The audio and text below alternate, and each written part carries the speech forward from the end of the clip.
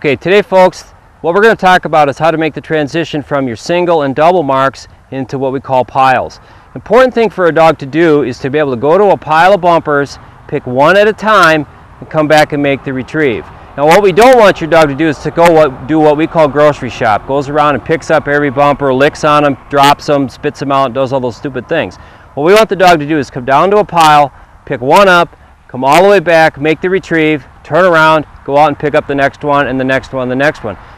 By getting your dog to work on piles, we'll teach your dog that if you shoot multiple birds in a field spread or out on the water, your dog's going to turn around in the boat or in the blind and go back out, and you're going to be able to handle them to the next bird. So it's important that we do pile work. Now another thing that we need to be able to teach the dog to do is to handle. And you have to make sure you understand that handling is not retrieving. Handling is the ability to steer your dog to a bird or a bumper to make a retrieve.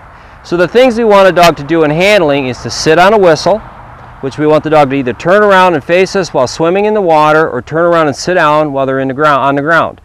But we also want the dog to take direction. So we want the dog to go to my right or to my left, or to take an angle back to the right or an angle back to the left. This way you can direct your dog to a downed bird that he doesn't have any idea where it is.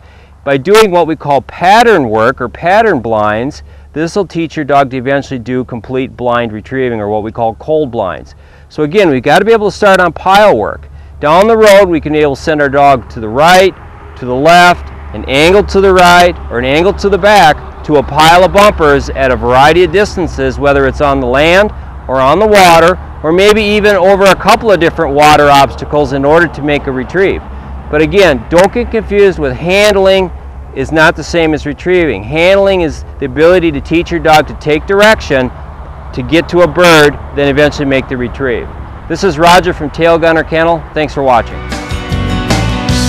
Here I am, out on the road, 18